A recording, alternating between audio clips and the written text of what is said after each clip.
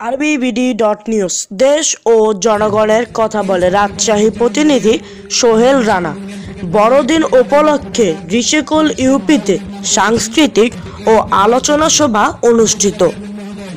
আপনি আমাদের গার্জেন, আপনার প্রতি আকুল আবেদন থাকবে এই গির্জা মন্দিরের চারিদিকে একটি গ্রিলের খুব জরুরি আবশ্যক। আমাদের এই গ্রিলটি আমাদের চাওয়া পর খুব কোটি কোটি টাকার না, খুব সীমিত চাওয়া, যেগুলো 1-1.5 লাখ টাকার মধ্যে অনেক কিছু সম্ভব হয়ে যায়। পাশাপাশি আমাদের সামনের দিকে একটু বাউন্ডারি ওয়াল হয়ে গেলে এখান দিয়ে যে রাস্তাটি যাবে, আমরা একটু এখান থেকে পুকুরে বাচ্চাদের না পড়ে এইরকম একটু দৃষ্টি আকর্ষণ করছে। আপনি একটু ভেবে দেখবেন। আপনার কাছে জোর করে না, আমাদের দাবি আপনি একটু বিবেচনায় নিয়ে সামনের দিন আমরা যেন আপনার এই আশায়, এই প্রত্যাশায় এই কাজগুলো আমরা সামনের দিকে মানুষগুলোকে আশার বাণী দিতে পারি। এই প্রত্যাশায় এই পর্যায়ে কথা বলার জন্য অধীর আগ্রহ যিনি আছেন, উনার মূল্যবান কথা বলার পরেই আমরা চলে যাব সাংস্কৃতিক অনুষ্ঠানে।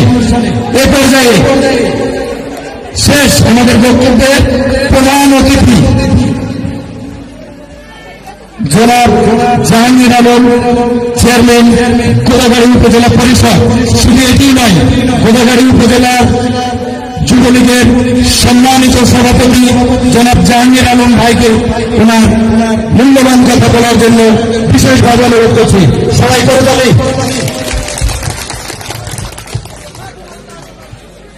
শুভ বড়দিন। আপনারা কেমন আছেন? তো সবাই ভালো আছেন? মেলার বক্তব্য শেষ, আর কিছু বলার আছে?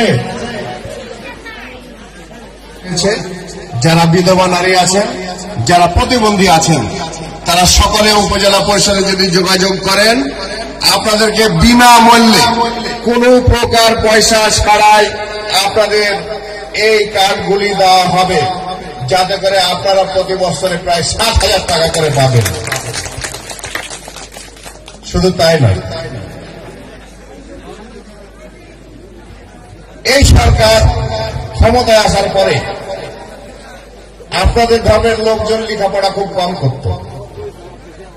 আজকে দেখুন, আপনারা কিন্তু সকলে স্কুলে যান। আপনাদের মধ্যে থেকে চাকরি অনেকজন করছে, মাস্টার হয়েছে, প্রফেসর হয়েছে, পুলিশ বাহিনীতে চাকরি করছে। এটা একমাত্র সম্ভব হয়েছে জননেত্রী শেখ হাসিনার কারণে। সে বিষয়গুলো আপনাদের মনে রাখতে হবে।